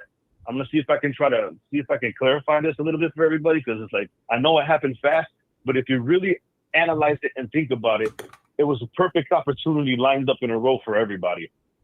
Pretty much to get smoked. He didn't kill. He killed Doogie, right? Outside, and he killed Red before he even got in there. So the only people he really even killed when he was inside, besides Doogie, is the Gemini killer. He killed Doogie by getting in there. Yeah, he met Doogie in there in the first night. Yeah, he killed Doogie. Yeah, he killed Doogie. He killed Red first. Yeah, that was before he got into the club. That was to gain access to the club, and then once he got in the club, he killed Doogie. Correct. I love we're calling him Doogie. Correct. By the way. So those are the two people that he killed without even besides Doogie, right? Before he met him in there. So then he ends up the whole fiasco about the back and forth thing.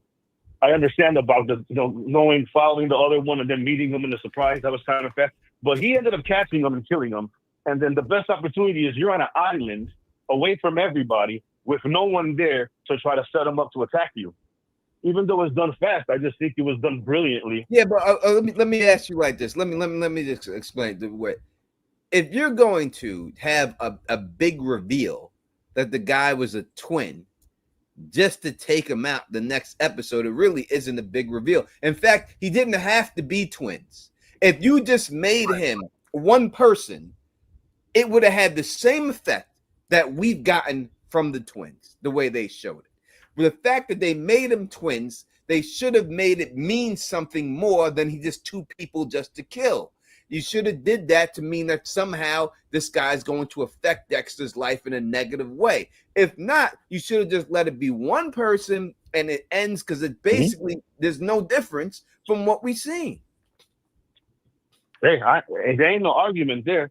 But that's why after that, that's another thing I was going to say. After that, I forgot her name. After she made that phone call, talking to you guys, saying that a lot of reveals haven't happened yet, what he was talking about off screen, I'm beginning to think he might really be a triplet.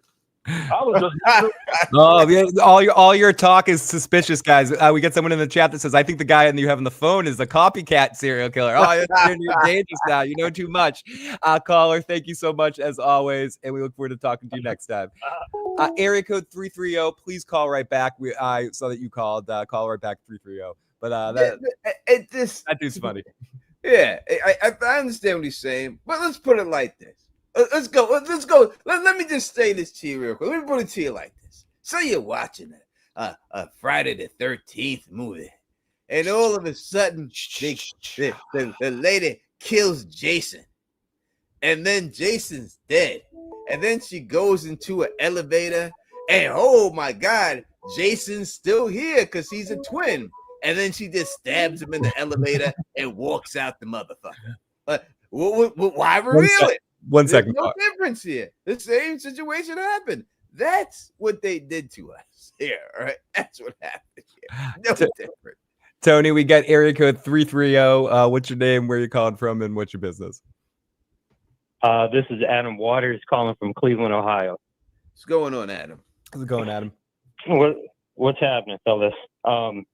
So I kind of think everybody's tripping, that they read way too much into the serial killers and that they were just meant to be a kill of the week, just like the OG series. And everybody just got too excited because they were famous people. And then I just think probably if it's not Prater, it's going to be somebody that we haven't seen yet. And then I think Dexter is probably going to use those ear pods to lure Angel somewhere. Like, he's going to figure that out. He's not stupid. Like, I think him killing his killer so easy is just showing what an apex predator he really is. Yeah, but I understand what you're saying, and I understand that you're saying that they're supposed to be the kill of the week. But then why tell me that this guy is number one on the FBI list and this movie's being made about him? And to show you how badass Dexter is, that he can take him out. That's how good Dexter is. He's that Dexter ain't that good though, because we've seen him have problems with Kurt. Tony, I agree with you, but that's what they're trying to tell you. I think they're trying to tell you in that moment that Dexter is unstoppable. That no one can beat him. He's the best. He's not, because we've seen him have problems with Kurt. Exactly. He didn't kill Kurt that quick. But this is Dexter resurrection. He's been resurrected like Freddy Krueger or Jason Voorhees. Now he's unstoppable, Tony. He's unstoppable. Trying to kill everybody like that in New Blood, though. He was trying to abstain from killing. That didn't happen. That was like the calm before the storm. Now he had to die there. Now he's resurrected, and now he's Super Dexter, and he cannot be stopped. You know. I'm half kidding. I'm really happy with what we've got. I think it's been amazing. I think the acting from Michael T. Hall in the last episode was probably the best he's done. All the different monologues and conversations he had, like, he was on fucking point. Listen, let there not be any doubt that I love the show. Oh yeah, it's a lot of fun. I think this is a great show. I think all of them are doing a fantastic job. I love the show. I'm disappointed on how they handled the serial killers, because they set it up to me the way I took it, like it was going to be Dexter's ultimate test, all these serial killers all at once, and it seems to me to be nothing but Cracker Jacks, that he's just eating them up that fast. And I wish we had more time. Yeah, I get what you're saying too, Tony. For sure. Yeah, I get what you're saying. I just didn't read that much into it. I'm just like, damn, Dexter's the fucking man. Yeah, exactly. Like Dexter's wiping the floor with these fools. You know, like he's just destroying things. But Tony, I agree with the way they set it up. It was like, this is going to be Dexter's ultimate challenge. We've got all these killers, the greatest lineup of serial killers ever. Will Dexter be able to stop them? And he did pretty easily. He stopped them pretty damn easily. So I'm with you. And you give them all and they're all famous actors, and they all got good names. You know what I mean? Rapunzel Killer, Gemini, Lady Vengeance, a tattoo collector. We ain't see none of that shit. There was no tattoo collector. They ain't got shit on the Bay Harbor Butcher, do they? They don't, but at least the Skinner, at least we see them take some skins. We ain't seen no one take nothing here. He was still learning. Now he's reached his ultimate form. He's the ultimate form. He's like Voltron now. All the parts have come together. He's choking out Ghost Harry. Like he's not listening to Ghost Harry. He's like, Ghost Harry, shut up. Do what I want you to do. I'm half kidding, but he's like Jason after Jason got killed and came back in zombie Jason. Exactly. The mother's you can no longer stop Jason with the mother's sweater or some shit like that and pretend to be the mother. Jason's just gonna slash right through that. He's Jason in space next. He turned. I would just like to see one of them, especially the Gemini killer, because they hyped him up the most, to do some harm to him. Yeah. To somehow affect him emotionally, somehow do something, and it appears they're not going to have him. I guess they had Batista get the best out of him. That's the first thing we've seen that someone get the best of him this season. He needs to have his. They specifically have Blessing say to him, make him believe that he needs to keep his world separate from Harrison. Somehow they have to bring Harrison into the fold, and I guess it's just going to be Charlie and Prater that does it, and they're the ones who are going to do it. Hey, do you think Batista's actually going to use those ear pods to find Dexter? Or do you think Dexter's going to figure it out and set his ass up? Listen, he better figure it out because he killed all these other serial killers. He better not get beat. His downfall better not be a goddamn pack of AirPods. I don't want to hear that shit. If you do that shit after he kills all these people, Super Dexter, and then all of a sudden he falls victim to a goddamn bootleg. His kryptonite is the dude from Oz. If he could mess with Ryan O'Reilly and Adebisi, Dexter's nothing. But I agree with you, Tony. If they set all this up, I do think Batista's going to find him, but I don't think Batista. Again, I think you're right. You said it earlier. Like he's going to do something to put Batista on ice for a while. He'd not die on ice for a while, and he's going to come back midway through next season. To as a bigger threat. I just think it's funny because I was watching the OG series yesterday, and I'm like, man, Batista is such a goof, and now they got him like he's the Lone Ranger in this shit. I'm like, he was a goof the whole damn series. He was definitely a simp for the women. He was definitely simping over every woman he came across and all this stuff. Like I know they tried to make it out like he was this great detective, but I'd never picked up on anything from any series that he was. Honorable guy, yes. Yeah. A simp, yes. Like he's the only one guy, yes. Figure the shit out. Yeah, but he's never where I've seen him where he was the greatest detective of them all. Right. Like Dokes knew, LaGuardia knew, Quinn knew. Batista's over here like, I'll be your best man, I'm gonna teach you to dance, Let's get what? Yeah. Well, can you hook me up with Lana? What was it Lana? Her name with the black hair, Lana? Was that it? The one that killed Dokes? What was her name? Was her name Lana? That killed Dokes, the chick who played in Spartacus too. What was that chick's name? The one who killed Dokes. Lila. Yeah. He was over there. Can you hook me up with Lila? Yeah, Lila. I haven't been with a woman like Lila in a while. He was all over Dokes. Right. All over that ass. He was Dexter, please help me out with Lila. And then she accused him of raping her. Yeah. That's who he is. No matter who they try to portray him to be now, all of a sudden, that's who he really is. That's the character we got to know. Right. Like he got a lot better at being a detective in the last 10, 15 years because he was sorry in the OG. 100%. I agree with you. Now they want to make him out like he's Claudette somehow, and he's not. Right. All right, y'all. I'm gonna get off here and enjoy the chat. But thanks for taking my call. You guys have a good night. Thank you. I appreciate you. Listen, we have over 275 people here. Hit that thumbs up button for your boys. This is area code 779. What's your name? Where you calling from? And what you got? How's it going, bud? I'm Dylan. I'm just watching y'all live right now. I got like a couple things about the show so far. Please. One, this so far this season's been wild. It's been crazy. Sorry, I'm kind of nervous as hell right now. Oh, don't be So- nervous. Do your thing. Don't worry about it. in. We get to go. Don't The worry. show is yours. Don't be nervous. There's just 274 people watching. Don't worry. No, I'm kidding. Okay, Yeah. go for it, man. You're fine. You're fine. But I've been watching the show forever, and so far this season has been phenomenal. I feel like Dexter's going a little too crazy, a little too fast. Yeah. Like you got, what do you call it? I just watched the episode last night, so I'm trying to remember everything. But him killing off the Gemini and then going to the little mansion retreat, and then he went and he killed the other Gemini killer right there after telling him that shit. I think he was like, maybe he's getting a little too bold because Charlie was eyeballing him. I mean, she was really eye fucking him.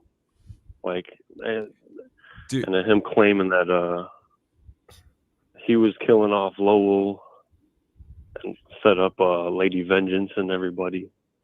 Yeah. Caller, you're absolutely right about Charlie eye fucking him all night. Like tonight, she had her eye on him in every situation when she was fixing his wound, out when they were outside doing the toast even, and when she was like, "You're lucky, you're very lucky." She was in his face like most of the episode, and I'm wondering what she's trying to figure out. Like, she's probably going to be the one that figures out. Yeah, she's definitely gonna figure it out. There's no doubt about it. I'm trying to see if I have that picture of Charlie, if I saved it here, but I don't think I did. But absolutely, caller. I agree. I agree with pretty much everything you said. Yeah, because I don't really look at the how they got the after the show they do like the sneak preview of the next episode. Yep. I don't really look at that, but I've seen some snippets of some things on his Facebook page. And apparently she confronts Harrison or something. And I feel like that's going to be towards the end. But I don't know, man. This season's been real crazy so far. Yeah, it's a lot of fun. And I'm very curious to see how they end it all off.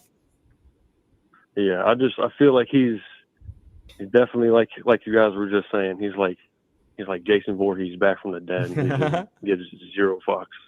Yeah, he's going crazy. He's taking a lot of risks. And with the confrontation between him and Batista, I mean, I jumped up out of my seat. I was like, no fucking way, bro. I was like, that's insane. Yeah, I agree with you on that 100%. No doubt about it. It definitely was craziness going on there. Well, you did fucking awesome, dude. If you're nervous, you did fucking awesome on your call. Did a great job, man. Great call, man. Oh yeah, appreciate it. And then promise us you'll call back in next week. Oh, I definitely will. I'm always watching, and I'll be tuning in next Thursday or whatever it is. Awesome, dude. Thank you so much. Talk to you soon. Y'all have a good one. You too. Yes, sir. So I'm trying to think if the callers have done a good job at helping us recap this episode. What else haven't we talked about in this episode that happened? Harrison went to college and I think met a girl that you said this. So like I watched part of your video. Like she's definitely going to be a character for next season. I don't think we'll see her again this season, but they seemed like they were setting up her college. She seems a little fast in the pants, as my mother would say. Like she seems to know what she wants, and it may be a too much woman for Harrison to handle. I don't know. He stepped up, and I wonder if they set that up because what's her name is going to get killed at some point in time, or by Bobby Bacala's, or something weird's going to happen with that situation. They're set with his wannabe girlfriend, but Harrison had another episode where he didn't annoy me. Him and the whole college thing I thought was relatively interesting with him. I think they're setting up for him to. Do you think Harrison kills again before the end of the season? Does he kill Bobby Bacala? Someone told me that they think he already did kill Bobby Bacala. Really? And that's why he's not answering the emails and stuff like the call. That's why he's like not responding. Yeah, like he's already killed him and blocked it out of his head subconsciously. Huh. Which would be very interesting if they did go that route with it. It's quite possible they did go that route with it, you know. I'm trying to grab these screenshots real quick. for the show. I'm gonna grab that one there. Harrison is is definitely gonna kill again at some point in time. I think he definitely kills again as well. Yeah, he's not gonna just get away with what he's doing. Yeah, it's definitely something gonna go down with Harrison when it's all said and done. And I do like the idea that possibly he did kill Bobby Bacala already. We'll see if that's actually the case, but I do like the idea of it. It sounds good to me right off the bat that he did that. And if they did that, then that would be a twist that I didn't see coming. And that's what I like to see. I want to see stuff that I didn't think of. And that would be something that they did that I would very much respect it if they did that. And 100%. I'm trying to think if there's anything else. So we talked about the Harrison stuff. We talked about Batista with talking to Claudette. I thought it was interesting.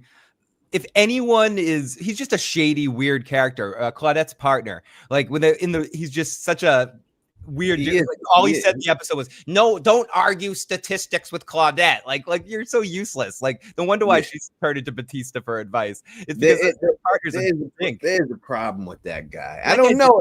People say if he's on Prater's payroll, then I can understand that 100%. That's fine. Or he's a complete dink.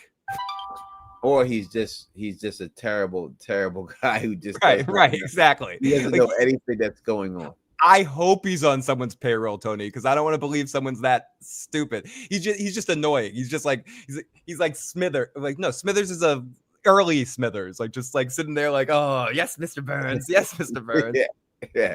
All right, so we have this picture from a trailer that we haven't seen yet, and we can easily see that this is Charlie, and I would guess by the way.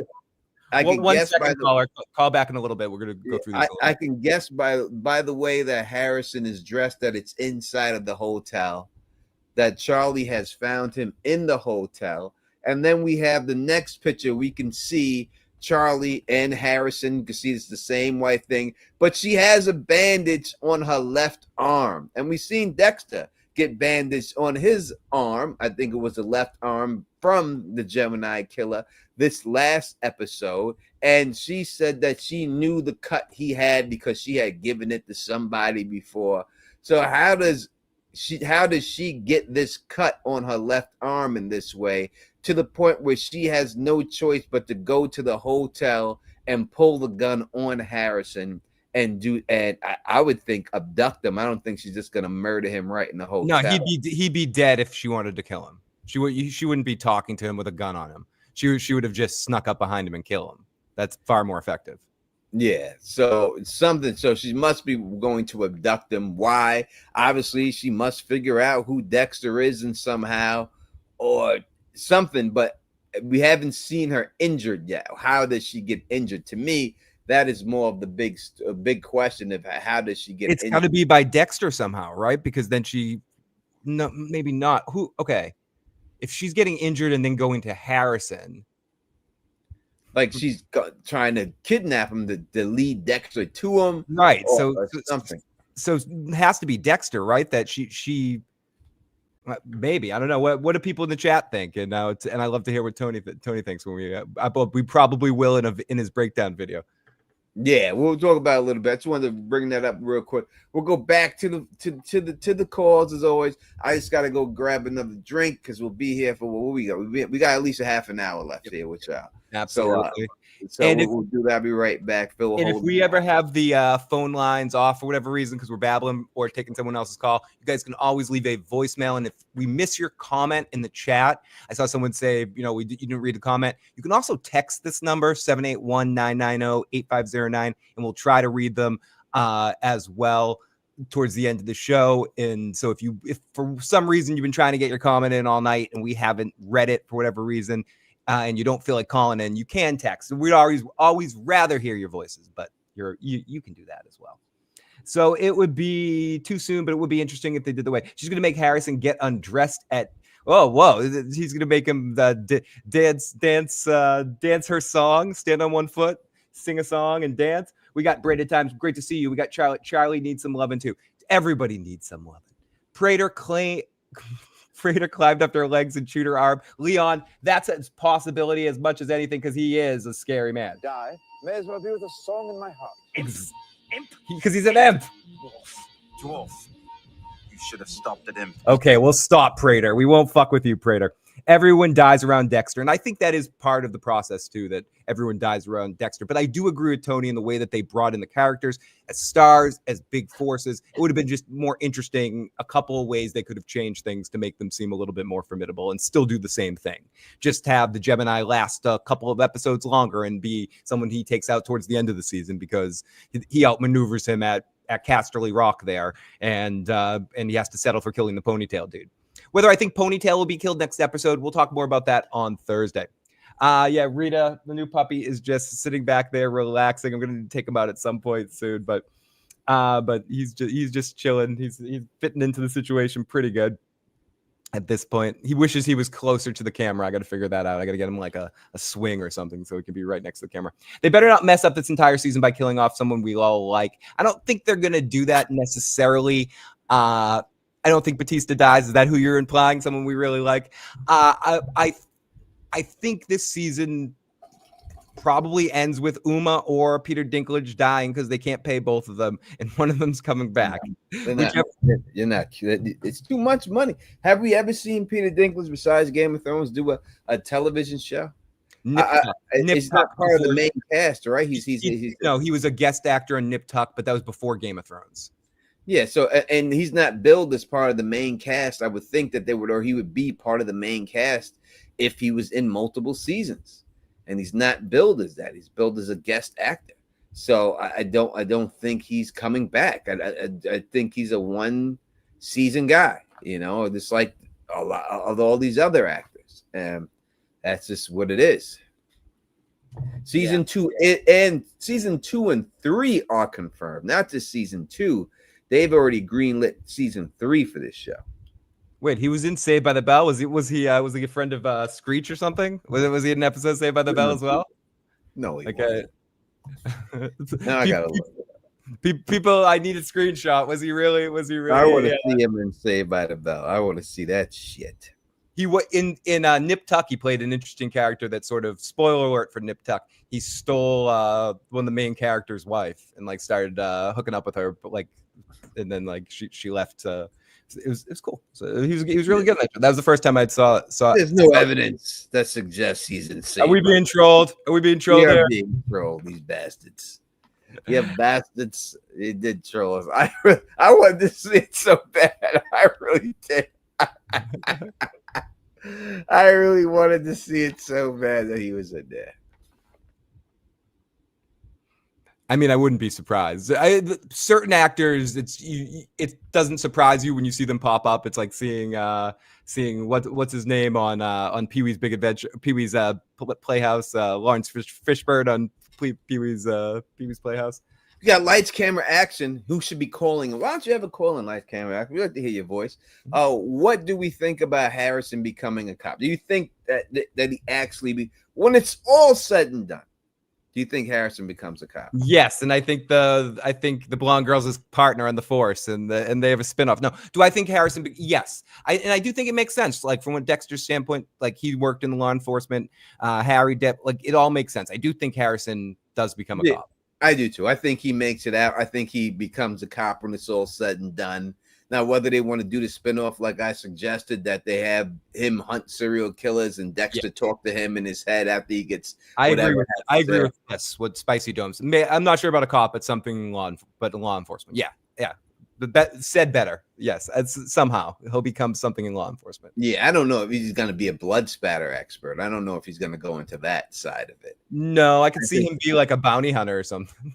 That would be great. Harrison the Bounty Hunter. That's even the name of the show. Like Harrison the Bounty Hunter.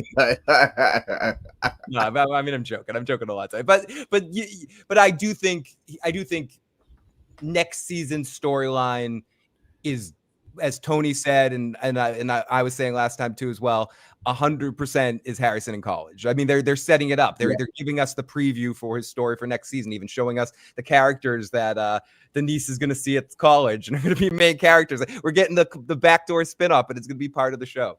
And of like his blonde roommate and or whatever, his future girlfriend or something like that. I think we've seen Harrison's future in this episode.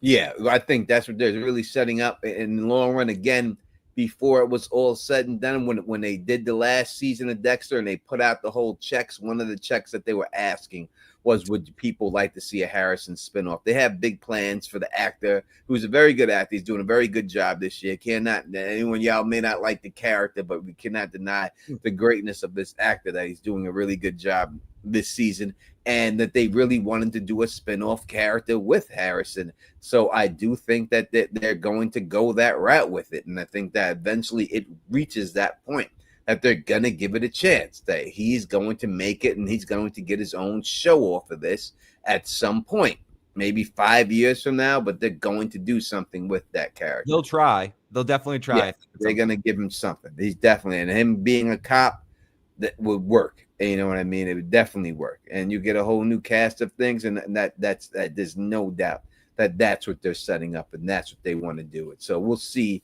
if it actually comes to fruition. But I think that's where they're going with it. I think it will all depend on.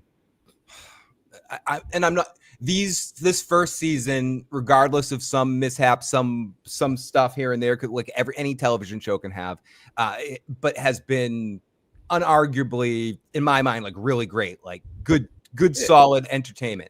And I think you agree with that as well. Yeah. If they do 2 more seasons of this and they end strong, Tony, then they will be in a position to do more Harrison spinoff. If they do another, they'll be in a different position. John Answer says, yeah, Harrison actor can't carry. Listen, so yeah, he can if you do it right. We're looking at, you got to understand, let's put it in perspective. Ghost Dexter. How old was this young man when he did Dexter New Blood? 16 years old, right? So he's a child. And now how long has it been since then? Maybe 5 years or so since it's been off the air. So if that's the case, he's 21, 20 something. You're talking about again now 5 years later, and he's 25, 26, 27 years old. He's going to be an entirely different person by that time, right? When it's all said. So if he's 26 now, it'll be, 5 years. Right now, he's going to be in his 30s. That's a different person. He's going to be a whole different show. And again, he wouldn't have to carry the whole show if they use Michael C. Hall's voice to be in his head and everything else and help him solve things. So he'd have that aspect. And if you have a strong supporting cast around somebody, that's when shows are great. Jerry Seinfeld could not have carried Seinfeld without his cast. And Seinfeld goes down in history as one of the greatest shows of all time. But I guarantee you, and I'm telling you the truth, Jerry Seinfeld couldn't carry that show. He's the worst part of the show because he surrounded himself with great actors. If they surrounded Harrison with a cast like they did in Original Sin or this, you can carry anything with Harrison, and it all depend on how they tell the show and how they end this series to make people want more. And they could even go a step further. They probably won't because he won't want to work this much, but you could even do the Harry thing with Dexter and have Ghost Dexter around all the time. You could do that 100%. You could have his mother come back and talk to him. You could have it be Rita talking to him. There's different ways to do it. It's about the cast that's around you, and that's about. I can go through all these shows that the guys were stars, but without their cast members, that show would never have worked without them. And that's just the bottom line. It's the cast that makes the show. Brooke Shields, suddenly Susan was good because of the cast members around Brooke Shields. It was Brooke Shields' show. She was Susan. She was suddenly, but it was Kathy Griffin and everyone else around her that made that show worth watching. Mm-hmm. And that's what it is. And that's what it is. You have to have the right ensemble around him. And I think 100% when this young man is in his 30s, when this whole thing's come out, it will be a whole different situation when you deal with him. Reader and Dexter, the good and bad angles on his shoulder. Harrison is supposed to be 17 in Resurrection. The ghost Dexter should show up with a ghost dog. I mean, riding a ghost dog into the night. Jackie C, I'm with you on that one. Yeah. For sure. So I'm trying to think if there's anything else in this episode that we haven't. If there's anything else in this episode we haven't talked about, let us know in the chat. But I think we've talked about mostly everything that happened. Batista with Claudette's stupid dumb partner. The fun scene at the college with Dexter walking in, I thought was hilarious. Walking in the middle of Claudette's presentation, and just all of that I thought was played for really interesting comedy. Yeah. And I think we got more. I know people want to talk about the Ripper. We'll talk about the Ripper, but we got more from the Ripper than I thought we were going to get this season. Hearing the voice, Definitely. And Definitely would have that. The voice was crazy. I'll record the voice next time, and then we'll play the voice of the Ripper. But I will say, let's say the monologue of Michael C. Hall, because this has been a big year of monologues in television shows, right? You have the White Lotus monologue. You remember that from that? Well, I forgot that guy's name from the White Lotus that did that amazing monologue about him going to Thailand and doing all that. I still think that could be the top monologue that's going to make him win a Golden Globe when it's all said and done. But then now you have the Dexter monologue that he gave during his speech. And I'm telling you, and even the whole him in the mirror trying to get ready for it and everything else. I just think that Sam Rockwell, thank you very much, Lights Camera. Yeah, that Sam Rockwell monologue is one of a kind that he gave. He's going to win just from that. But I think Michael C. Hall should be nominated because of this monologue that he gave. I think he did an amazing job on it, and I think that that he should definitely be nominated for it. To beat Sam Rockwell's, though, it would be very hard for anyone to beat Sam Rockwell. Tony, we do have a text that says Claudette is from 805. Claudette and the FBI don't know who the Ripper is or what the weapon actually was, but Prater has the New York Ripper's weapon, the real one. Does this mean Prater knows who the Ripper is? I think yes. I think he does know who the Ripper is. I think we have to assume that he does, because how else would he get the weapon and know that was the exact weapon used for the kills? He has to have some connection to it. He might have been at one of those years' parties. Who knows? Knows? He knows someone that knows something. The fact that he put it on display and he believes that it is, and that lead investigator doesn't know what weapon he's Tony, using. that's a question I have that I guess maybe wasn't addressed at the time. All of those trophies that Prater has. Oh no, I guess not, because he had the Bay Harbor Butcher stuff too. I was gonna say, was every one of those trophies someone that was at one point in his club? But no, because he had some dead people or retired people's. Yeah, he's got all the dead people and retired people. Yeah, like Ted Bundy stuff and Berkowitz, all the dudes. He even had Charlie Manson's guitar in there somewhere or something. Yeah, he had Jeffrey Dahmer's refrigerator. Yeah, refrigerator. He had the DC sniper's rifle. I mean, he had everything from everybody else's stuff in there. You know what I mean? We got a call from area code 225. Area code 225. What's your name? Where you calling from? And what's your business? Hi, I'm Janine. I Janine. called before. I want to ask y'all something. I don't really have a lot to say about it, but I wanted to hear your thoughts on this, because I don't think we've talked about it. Please. So in the episode, when Dexter and Harrison are, watching Claudette's presentation, and she starts talking about psychopaths, and I just noticed that Harrison he looks really scared. Like, he looked tense. And in my head, I was thinking, okay, where is this going? Because I thought they were okay now. Is he like really thinking his dad is, evil, and I need to be away from him now? But he looked terrified. And then, of course, we get to the moment where, Dexter tells him, I may not be able to feel love, but I feel something for you. It reminded me of like Data from Star Trek being like, I don't have emotions, sir, but I do know I like you guys better than normal people. It's very robotic, but he meant it. He showed empathy in that moment, actually, knowing that Harrison needed to see something. So I guess that those people that say Dexter's good somewhere, he did actually, he might not have felt it, but he kind of showed empathy, right? He knew what knew what his son needed. I think he knew what Harrison was thinking at the moment, and Harrison was thinking, this guy can't really care for me the way a father should care for a son because of who he is. And what he did was, which was a smart thing was to do, he could have lied about it and been there, I love you so much, Harrison. But he gave him the truth. Like, yes, she's correct.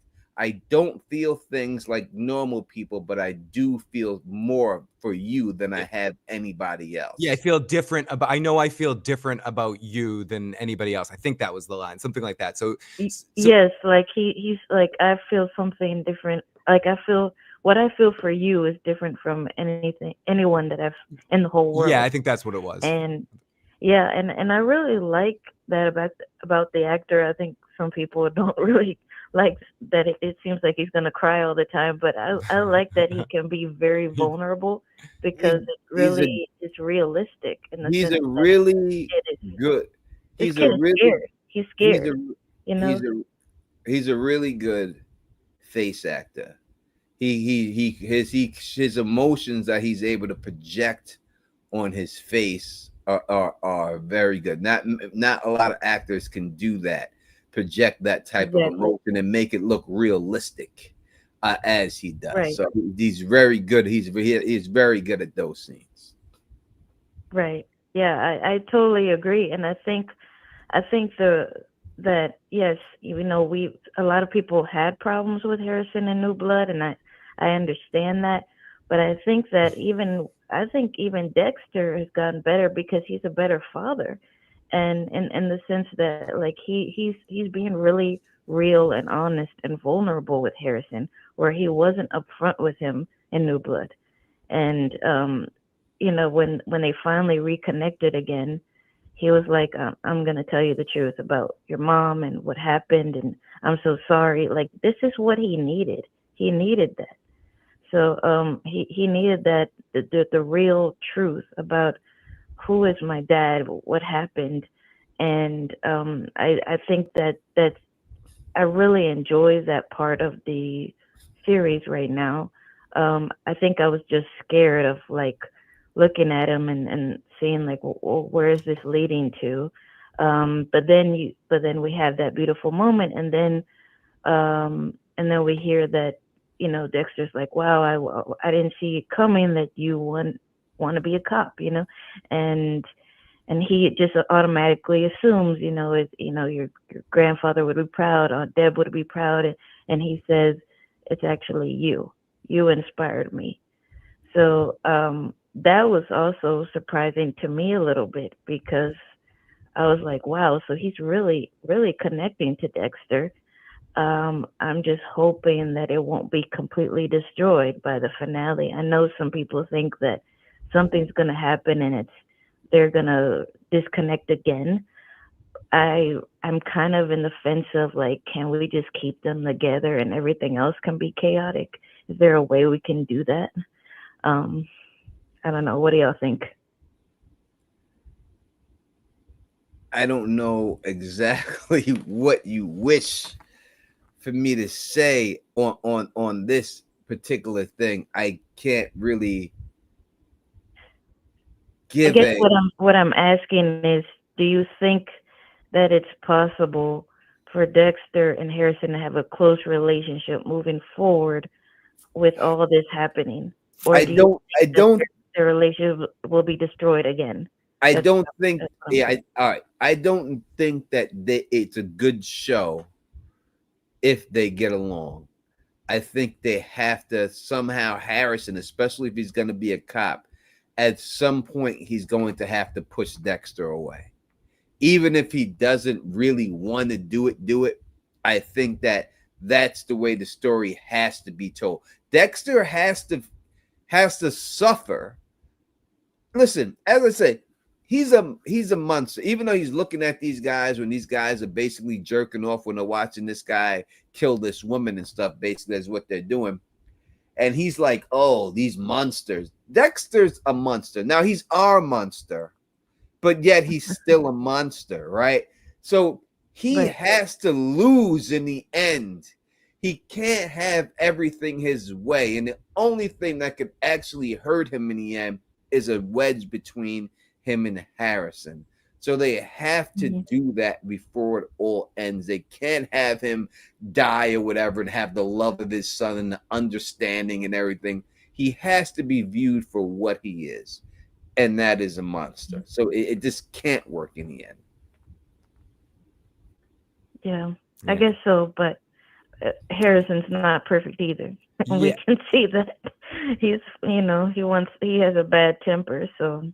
Yeah, I think they're I don't both. know. I think they're both screwed in different ways. I think maybe if in best case scenario for your situation, thinking that they could remain close, at some point Dexter has to go in the run, or he's not going to be able to maintain a relationship with his son, because I do think I'm not going to say he loses at the end, but I don't think this series ends with Dexter still out there killing people, and that either ends with him dying or in jail. And as Tony pointed out, they already ended one series with him dying, and that didn't work. So in getting away another time. So the thing that makes the most sense is probably this all ending with him in jail in some ways.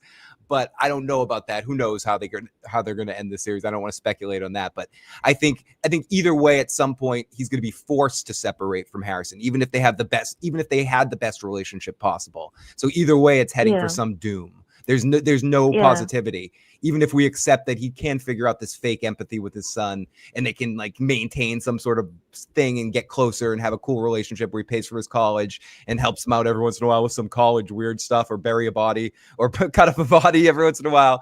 I think eventually Dexter has to run, and and Harrison's gonna fuck up and try to protect him even as a cop, and probably lose everything too. I think either way it ends bad for these guys. I don't know if that makes sense, or it's too dark, but I don't think it ends good for these guys. It makes sense. I mean, it makes sense of like him, like things not working out and him being on the run or going to jail or something like that.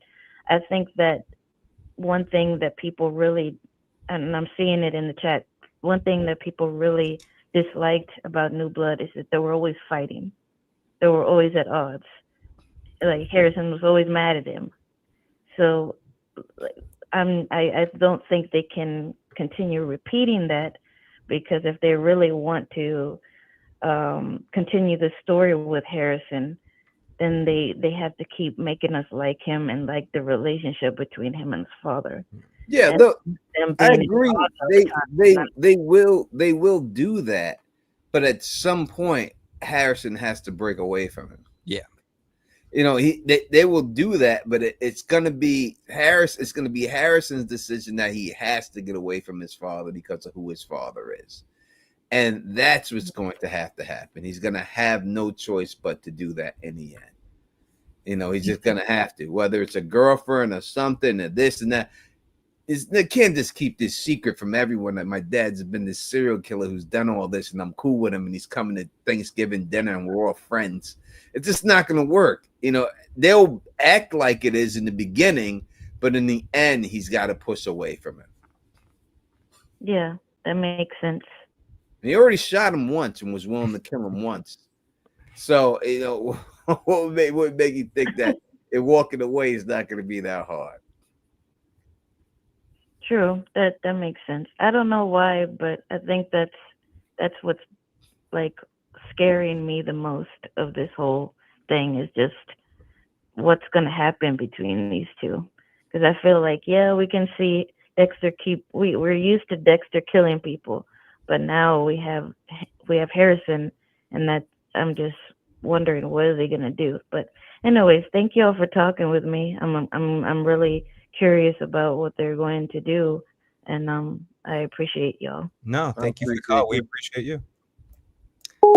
As I hung up on them, we appreciate you. Click. Get out of here, caller. We do appreciate. All right, we have hit our 2-hour mark.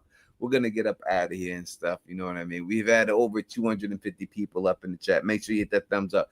Next video on Friday, we will do the giveaway for the Dexter.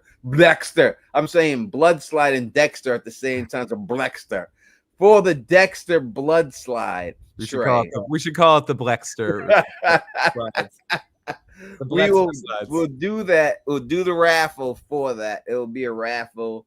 We'll do $2 raffle or whatever it's gonna be on membership, and everyone you put in will add up to how many picks you get on the wheel and everything, and we'll spin the wheel at the end of it, and we'll see exactly what it is and see if you can get yourself. So we'll be back here on Friday to do that. I want to thank everybody for joining us. Phil, you have anything else rocking this week? Have you watched Alien Earth? Are you into that? I haven't checked that out yet. I've been dealing with I got into like a car, so I've been dealing with some shit this week, but I'll try to get back on things. This is my last week of I do live shows in the summer too, and this is my last week of live shows. So once those are done, I'm going to get back into more of a schedule and stuff like that at the beginning of September and leading up to in November. But yeah, I haven't watched that. I've been off the grid this week a lot.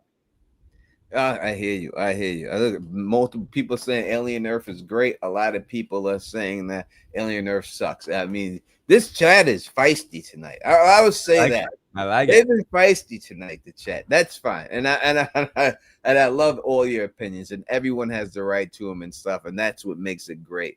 No one's right, no one's wrong. We'll figure it all out in the end. We all have to do what we got to do here and everything else and all that good stuff. And thank you for joining us. I'll drop my video tomorrow on the trailer breakdown. We'll drop tomorrow, and then we'll be back on Friday for the giveaway and everything else. So if you like the way we do this, please thumbs up this, spread this across the realm, and of course subscribe.